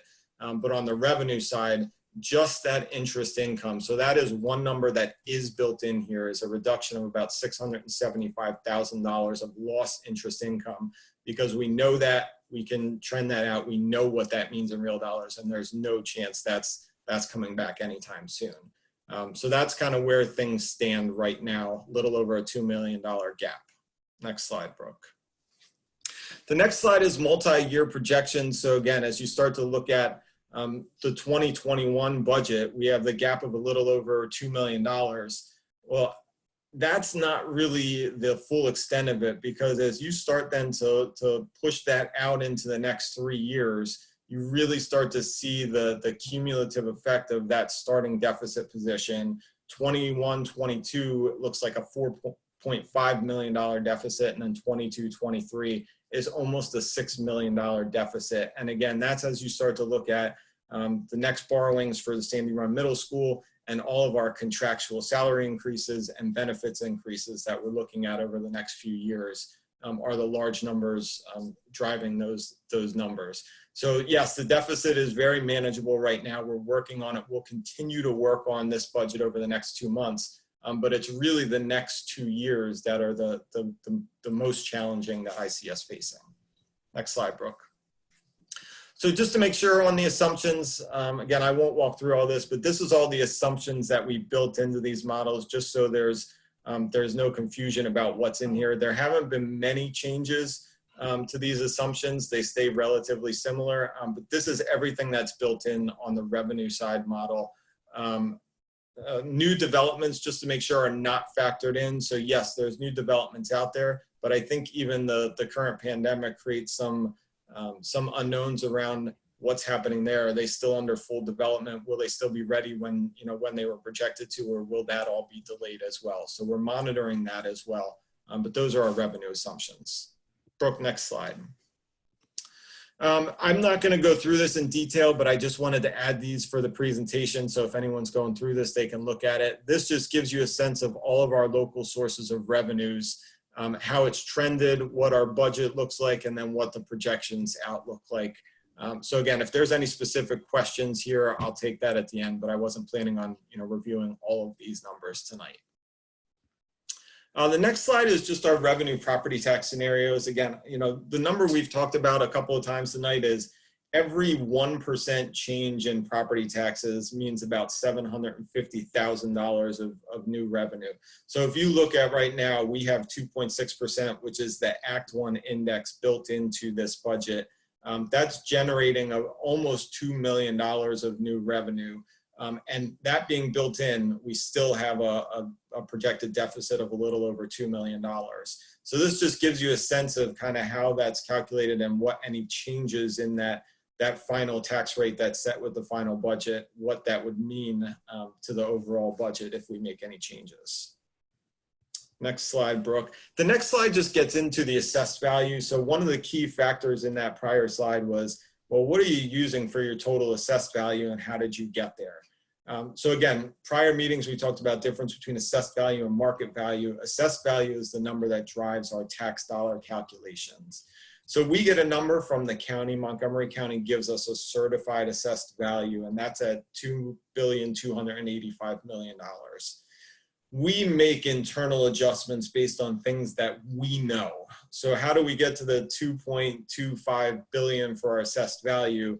We've made an adjustment for our prudential settlement. So we know we'll have to give about $20 million in assessed value back as a credit to Prudential next year. The 200 Dryden Road settlement is finalized, but that's not in the January certified number from the county. So we've adjusted for that. And then I've made an estimate for open assessment appeals. So these are all the properties that are in some form of appeal that we're working on and negotiating and are going through the process with. That represents about half of the total amount that's under appeal right now. So $11.5 million. And again, that's my taking a sort of middle of the road assessment appeal. What might happen to that number for sure is unknown, but I felt it important to make some adjustment for that just so that's accounted for. Brooke, next slide. And I'll actually stop after revenues and take questions just to make sure there's no questions on revenues. Here's all of our state revenues assumptions. So basic ed funding, one of the things you'll see here is in our preliminary budget, the state funding was, it was flat to our 1920 budget. We do know under the current legislative plan that's been put out, so the state is mandated to continue to pay us our subsidies for this year. So I increased, again, before all this happened, increased our budget for 2021 to be level to where our current year estimates are. So that meant an increase of about $110,000 in basic ed funding and $40,000 in special ed funding. We also have an item, tuition for orphans, that was never, doesn't look like it was ever budgeted for, but we know who these students are that we're going to get a state subsidy for. We know what the counts are. We know what we're going to submit to the state and how it's calculated. So we put that revenue into the budget. We know transportation's a slight decrease, and then we know Social Security and PSERS is driven off of salaries. Federal revenue sources are assumptions at this point, again, another unknown, but we based on what we are estimated to get this year, which was about a $40,000 reduction from where we're currently at. So Brooke, next slide. The next two slides are just details of revenue, actuals, and projections for state sources and federal sources. And again, I wasn't planning on going through this in much detail. So why don't I take a breath there, and before I move into the expense side, just ask if there's any questions on the revenue side of what I just talked about. Okay, thanks, Andy. I don't see anyone's hand up. Does anyone have any questions at this point? No? All right, big inhale, Andy, and go on. Keep talking. So slide 12, Brooke, there you go. So the next portions, I tried to give some comparative data around expenditures and how it's changed from the 1920 final budget, and then the preliminary budget that we talked about, and just give you an idea of where our variances are coming from. So this first slide is a comparison of our April draft compared to the 1920 final budget. And I'm sure there's no surprise where you're seeing the increases at, right? Salaries and benefits are most of where our increases are coming from. So you have your contractual salary increases. We have staff increases from transportation and educational assistance. Transportation is mainly from pulling some runs from the IU and other third-party contractors back in-house. So it was much more efficient for us and cost-effective for us to do that in-house. That actually happened and was in the plans before I got here. But what that meant is we needed to reset what that looked like in the budget. On the benefits side, the big piece here that's still being worked out is the medical benefits rate. So the 9.3% rate increase that we have is only our second look from our benefits consortium. So probably by the end of this week, I believe we'll have what that final rate increase looks like. And we'll build that into the proposed final budget next month. And then as you scroll down, you can see the purchase professional services substitutes for educational assistance was not included in the 1920 budget, and appraisal fees was not included in the 1920 budget. So we added those in, and that's where you see an increase year over year. And then other big ones are obviously the bond, the issuance of the bond for Sandy Run. And then the budgetary reserve we'll talk about a little bit later. I have a whole slide on that. And transfer to capital reserve, we took that all out. That's down to 0. So that's how you get to year over year. We have about a 0.6 increase compared to 1920, which is about $666,000. Next slide, Brooke. So the next slide looks at changes compared to the preliminary budget, so you can get a sense of where we were preliminary and where we're at now. And some of the large changes. So on salaries, we have a significant decrease. We did some reconciliations on who was all included in the salary budgets. We cleaned some of that up. That generated some savings. We looked at we have retirees that have already been approved. So built into the budget are replacements for retirees. So right now, you look at a retiree that, retired at $100,000 and we built in $65,000 for retirees. So that's all in this preliminary draft. But I would say the personnel side of the budget is still being worked on and is not yet finalized. So that number will most likely change. And then benefits will change alongside that as salaries change, PSERS and FICA will change, benefits will change as we get final rates. The other big changes are general supply, electricity. So we really did a lot of work in looking at electricity trends, looking at our current rates and how we're using.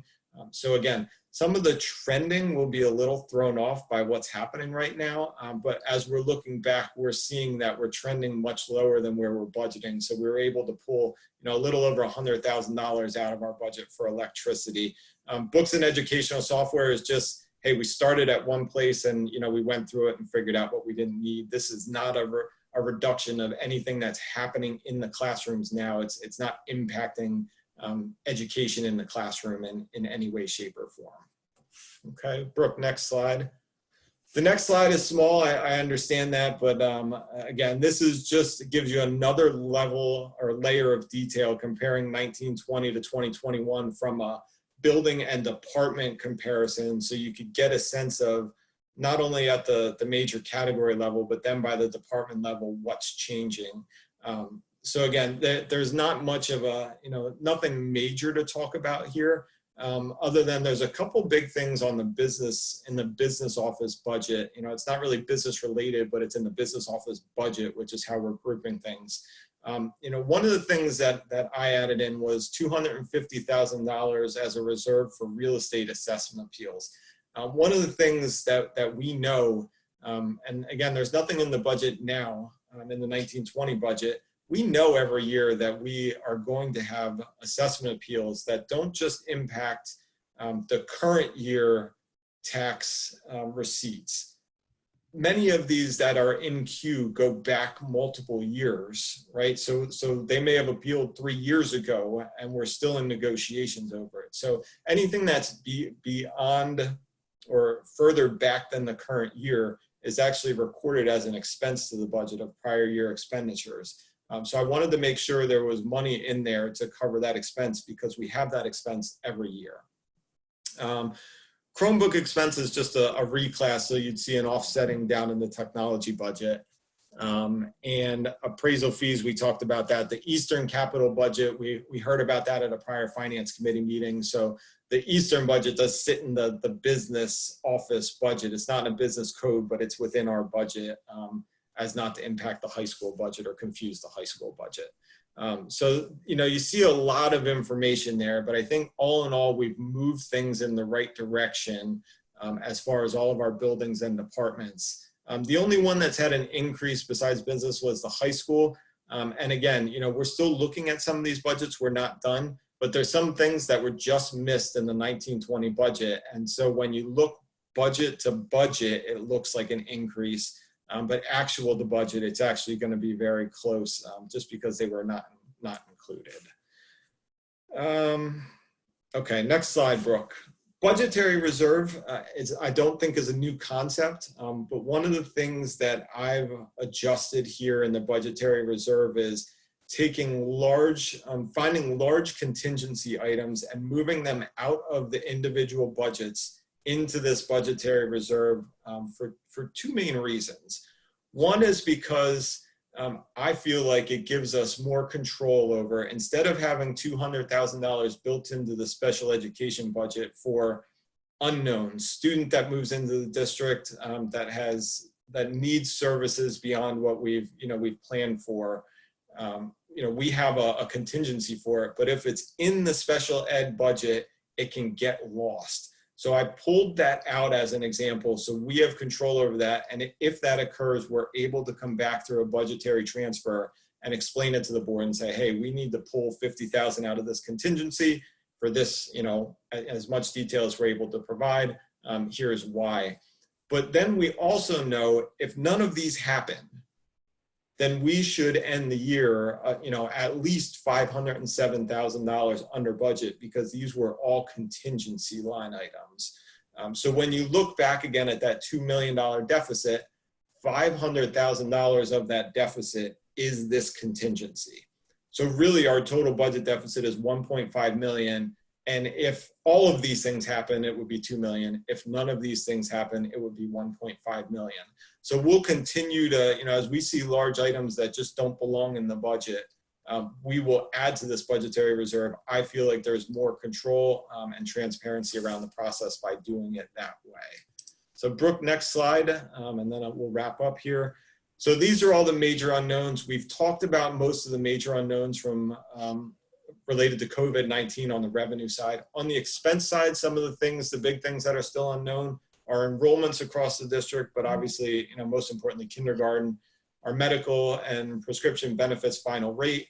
What does charter school enrollment look like? That's one thing we don't know is, are there movements to charter schools? Because on the PASBO call, I understood that students could potentially enroll, but they just can't bill us for them. So we don't know what that impact might be. And just from a year-to-year basis, there are changes in charter schools, and that's large dollar amounts for every student. Special education, that's always an unknown area that need to be planned for, and then assessment appeals, we just don't know at this point, so we're monitoring that. So that's kind of where we are with our budget. Again, the next steps would be proposed final budget in May, and then a final budget in June, which sets a millage rate. So I will stop there and take any questions. Okay, thank you. Stan, I do see your hand went up on the expense side, but I have a question I want to ask back on the revenue side, Andy. On the assessed value discussion, you mentioned having a placeholder there for open assessment appeals that may go back. I think it's not just the ones that go back previous years, it's for all assessment appeals of 11.5 million in assessed value, not in expenses. Was that considered in the budget before? It effectively reduces our total assessed value used for the budget calculation, right? Have we had that in there before, or have we used the current assessed value always in the past? Nope. So in the preliminary budget, we just didn't talk about it at this level. So I wanted to make sure to talk about it. This was all built into the preliminary budget. So this wasn't revenue that we took out of property taxes. This is how the preliminary budget looked. It hasn't changed. Okay, thanks. Stan, you had your hand up. Yes, Andy. I didn't hear anything about saving on transportation in terms of bus diesel fuel, transportation costs associated with teams, playing away. Did you figure any of those, revenues coming back?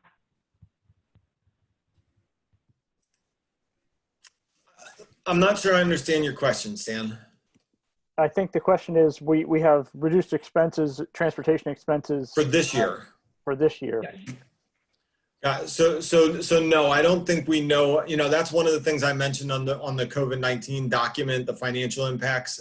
We know, yes, we will underspend this year's budget for things like that. I don't have the total dollar amount right off the top of my head.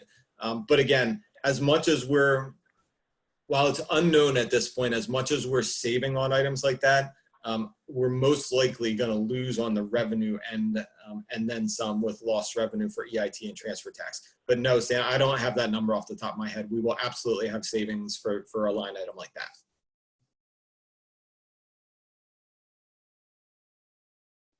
Did you have more, Stan, or was that it?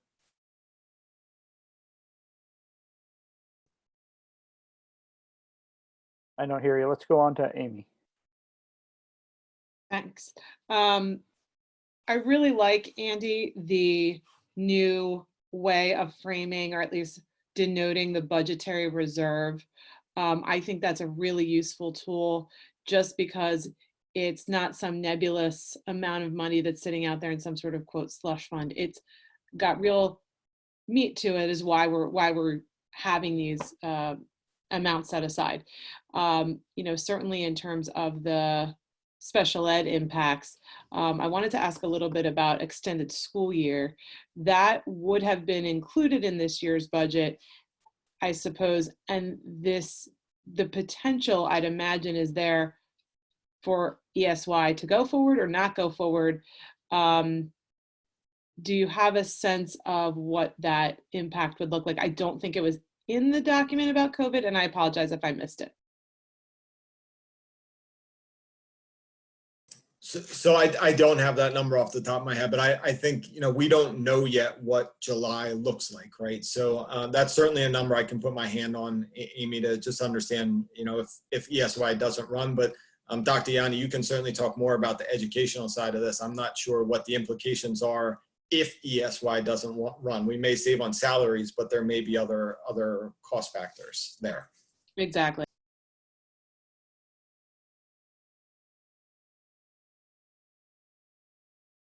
So, exactly right. I think the collective hope is that we will be able to run an ESY program, because any savings that we would have from salary would be just redistributed in comp ed and other expenditures.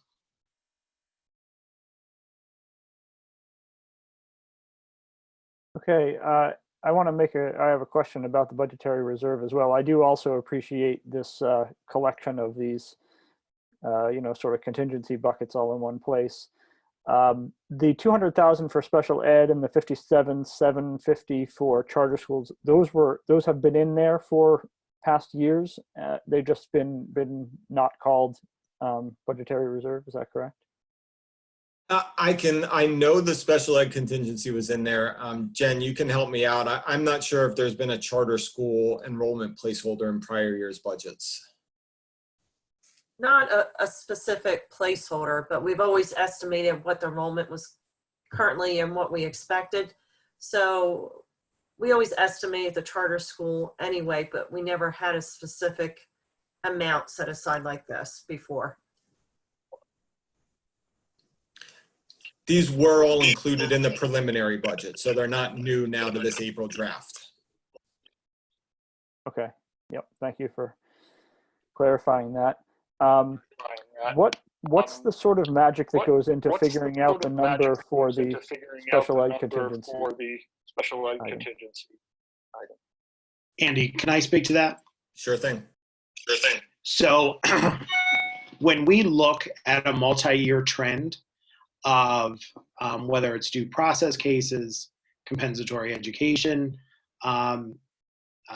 cases, or students that need to be educated in a different setting if we cannot meet their needs in the district. So that's how that number is configured.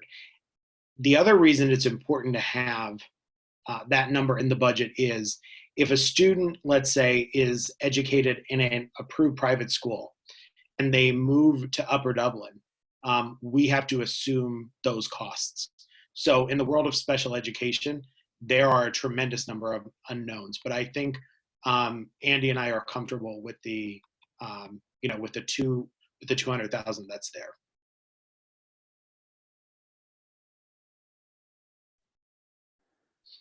Okay. Mike, you have your hand up. Yeah, on what is this, slide 12? We're looking at expenditures 2019, 2020 to 2020, 21 comparison.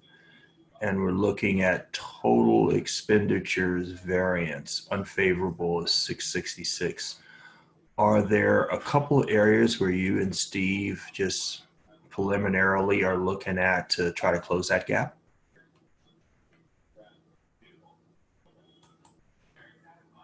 So I don't know that there's any, any big items that we're looking at right now from, the individual building and department budget levels. I think it's, fair to say that staffing is not finalized at this point. So, it's remains to be unseen, what things will come out of the final staffing models, what will come out of final enrollments across the district.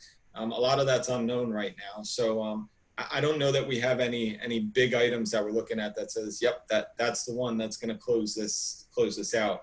But there's certainly a lot of work that's still to continue over the next 2 months. And the benefits line 1.4 unfavorable.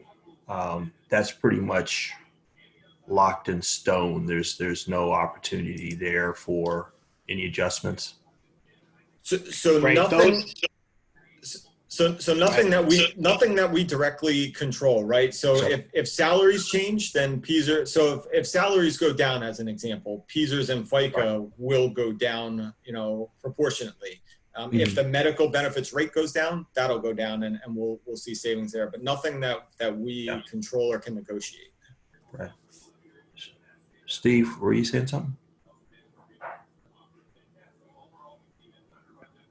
I was just going to say that everything is contractually obligated there. That's what I thought. Okay. So really we're looking, because of the, we had the discussion earlier in executive session. So so really there's it's going to be small ball, savings here, savings there to try to close the gap. I see. Okay. Thanks. Dan?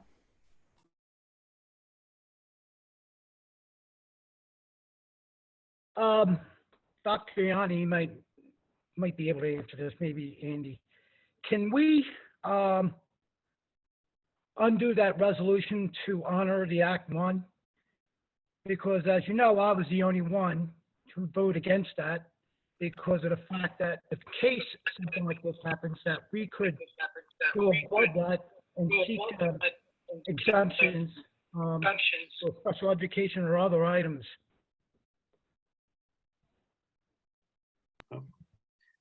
No. So once the board passed the resolution to stay within the Act 1 index, that closed the window for any exceptions.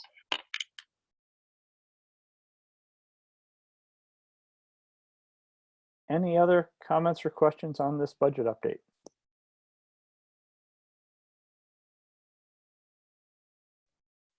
Okay, I don't see any other comments or questions, so we will move on. Thank you very much for that. We will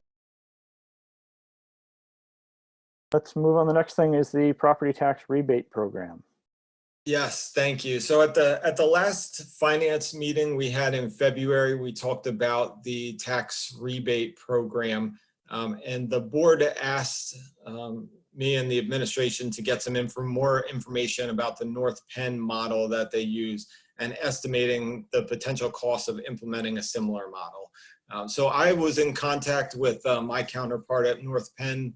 He graciously shared all of the information that they use to put their plan together, put their estimates together, and what they use for their program. So one of the things that I put together was the pro forma, or the pro forma that's attached to the agenda, provides all the details of estimated costs. And based on the current year and projected rebate amounts that North Penn is offering, the estimates range from about $56,000 to $75,000. And how we get all that, in there I put information about highlights about the program. But you can see there's two boxes. One is a 30% rebate and one's based on a 40% rebate. And the reason that I did that was because in 1920, North Penn is using a 30% rebate. And they moved to, they've already approved their resolution for next year. And they moved to a 40% rebate for 2021. So I just wanted to put both of those options out there so you could see what it looked like, just to have an apples to apples comparison. And the way the program works at North Penn is the state has a property tax rebate program that's available to homeowners and renters that have a household income of below a certain dollar amount and are over a certain age, over the age of 65, over the age of 50 if they're a widower, or over the age of 18 if they need special services. So that's kind of how it plays out. And the way you become eligible for the school district program is you qualify for the state program first. And if you qualify for the state program and you're approved, you submit documentation of your approval and what your state rebate was, and then the school district gives you a rebate based on that information that you've submitted. So the only way the program can work, because we have to put out property tax bills and they have to be consistent for everyone, is we send out bills. If you're eligible for the program, you pay your property tax bill, and then you submit for this rebate after the fact. So that's kind of the way the program works. And you can see kind of how it all lays out. The information that we got here to determine the estimates, like how many number of Upper Dublin residents fall into these household income categories that are approved for the state program, there's actually a report out there that the state puts out that has all of these statistics in them that we just pull it from. And again, that was provided to me by North Penn. The only other thing to mention here is, again, that data is right now, all that's available is 2017 data. So it's stale. We can't get newer information than that. So all we can do, or all I can do, is estimate what the total possible rebate would be based on the data that we have available to us. So this is what it looks like. So I'd be happy to take any questions on that.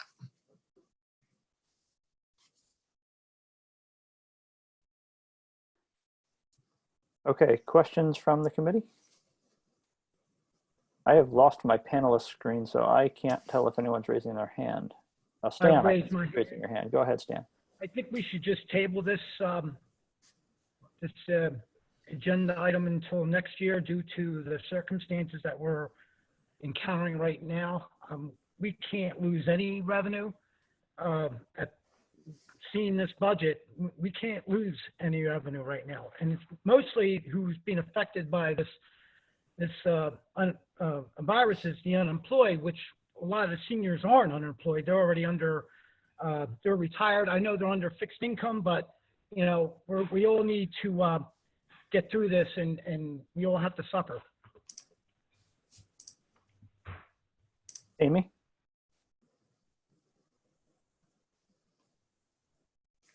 I guess I would take the sort of the opposite view, Stan, that we have some vulnerable members of our community that are only going to be made potentially more vulnerable through this situation, that the numbers in general that we would likely to see in terms of lost revenue because of the program aren't huge numbers. Now, you know, that's preliminary. I just still think we need to think of a way to try to help the community through this, and it's going to be one small part. And I'm concerned that we would just put it off sort of without further discussion.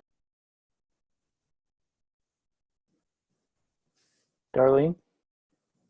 My question is, what would the timeline be if we were interested in moving forward with this program? Yeah, it's an interesting question. I mean, I don't know that I know the answer to that, but I would say we would have to have a resolution in place by the June meeting.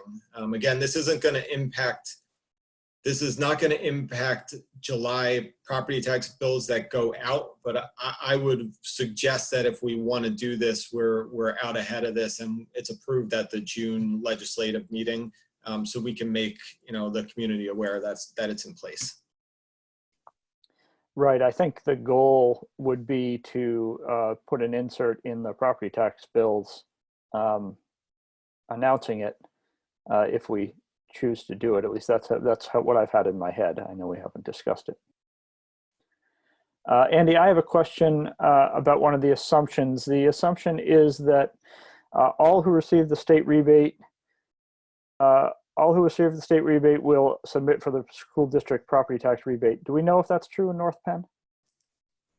I don't know if that's true. I have to believe it's less than 100%, but I don't know what their total opt-in rate is. I can certainly shoot an email over them and see if they have that number. Yeah, I'd be curious. I mean, it's not going to make a world of difference. I mean, if it's 10%, it would, but I anticipate it's a high number, but probably not 100. Any other comments or questions about this? Okay, so the question is, so it's now April. If we wanted to move this forward, we don't have to do it at this meeting, but is there, I guess my question would be, is waiting likely to change anybody's opinion about whether we should move it forward? So Mark, can I jump in with one more thing on top of that question? Yes. Is just so there would need to be a resolution that goes along with this. And I probably should have said this back to Darlene's question. So in the timeline, the board will have to approve a resolution. So I don't know that we'd be prepared to do that at April, but you know, we could definitely have a draft resolution prepared for the March Finance Committee meeting if the board wants to do that. Right, the May Finance Committee meeting. Darlene. I also think that we need to get closer to our final budget to see exactly where we're going to land before we would make a resolution to move forward with the program. Just my thought. Yeah, I would say, you know, my proposal that would be that we hold on to this as a committee, review it again at May's committee meeting with some additional details about the opt-in rate in North Penn, gather some additional information. Hopefully by then also have additional information about our state of being, and then discuss whether we want to move it forward to the May legislative as an item. Stan, is your hand up again, or is that still? Go ahead. Yeah, not only that, maybe Andy might be able to get an idea of how much revenues or this program would cost the town, cost the school district this year and subsequent years. I think the pro forma kind of covers that. The one thing it doesn't really cover, besides the opt-in rate, is the administrative cost of implementation. And that could be maybe something you could put forward, some sort of estimate of that by next month as well.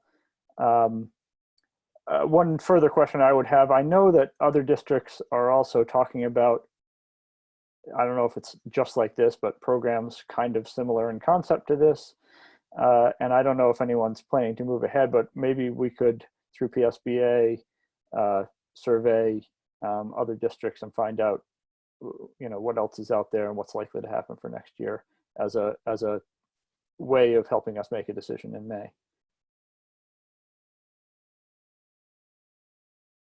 Sure, Stan, did you have we more? can work on that. Stan, did you have something else? Nope. Okay. All right. So so Andy, we'll ask you to bring that back again in May with that additional information, and we'll continue that conversation. So that ends our reports and recommendations section. We are up to community input. We still have the same 4 attendees that we had at the beginning. I didn't notice if anyone came and went in the meantime. And so if anyone, there was, let me back up. So we did ask people who either are not attending or are to submit questions electronically before the meeting. I'm aware of one of those. Were there any more, Brooke or Andy, besides the one? No, not that I'm aware of, no. Okay. So we have one electronic submission. Before I get to those, would any of the attendees, if you would like to speak, please raise your hand and I will call on you. In the meantime, I am going to go back to the one that was submitted online.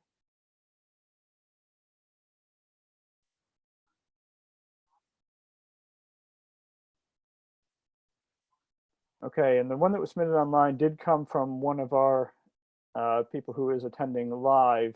Let me just ask, it comes from Anita Brister. Anita, if you would prefer to speak in person, please raise your hand or, okay. So I will read these questions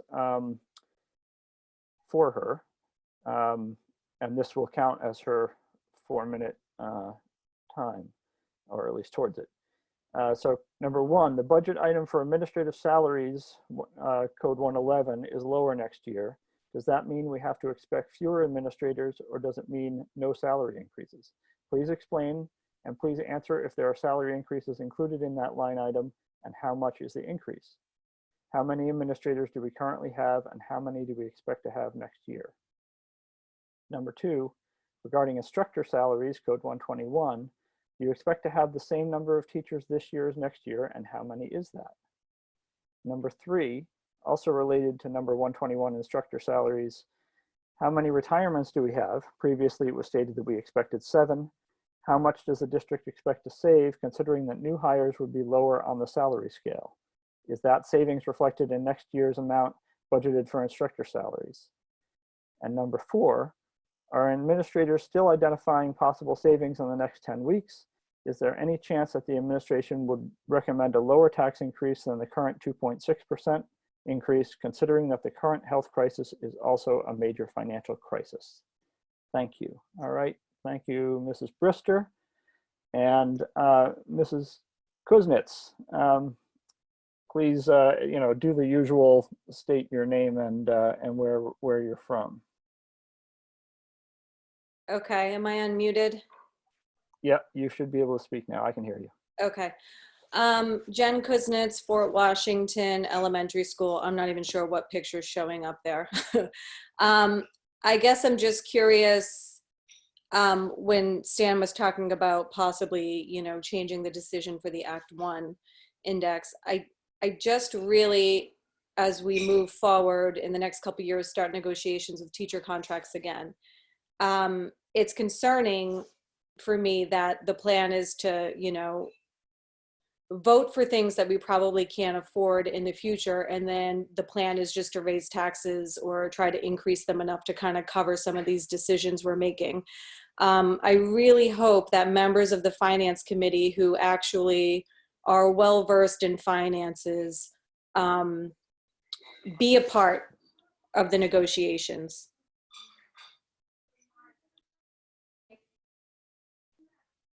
Could you hear me? Yeah, I heard the last thing I heard was be a part of the negotiations. Yep, that's it. I don't know why this picture keeps showing up. I have no idea what's happening. I don't know where that comes from either. That is apparently the picture that that Zoom thinks represents you. I don't know where that It's comes an old apartment. from. Great. All right. Anything else, Jen, or was that the end of it? I'm afraid to talk because here comes the apartment again. That's it. All right. Thank you.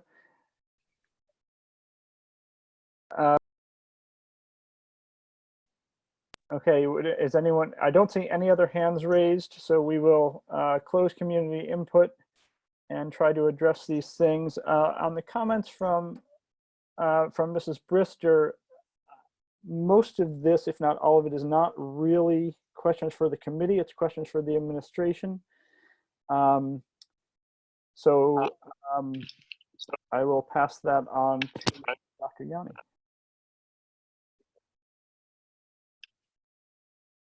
Sure. So we're still working through some final recommendations for staffing. I'll know a little bit more probably within the next week to 10 days, and I'll happily follow up on the specifics of that question. Regarding the tax increase, we're going to continue working on the budget and looking for savings and possible new revenue opportunities over the next 10 or 11 weeks. That work won't stop until we actually, or when the board votes on the final budget. So more to come on that. Okay, thank you. And are there anyone have any comments on Mrs. Kuznitz's recommendation? I think the only thing I want to say about that is just we are in I believe year 1 of a 4-year contract. Is that right, Dr. Yanni?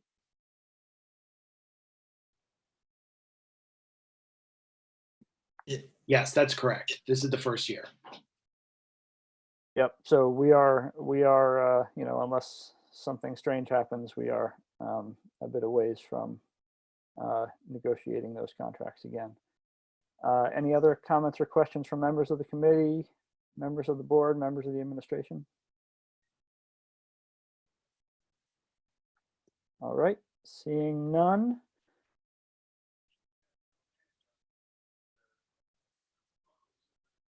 Back to my agenda. All right, so that is the end of our agenda. Our next Finance Committee meeting will be held presumably online, again, right here, Wednesday, May 13th, 2020 at 6 p.m. And we are adjourned. Thank you all for attending. Thank you. Good night. Yeah, good job. Good evening, everybody. Thank you. Take care. Good evening. Thanks. Bye-bye.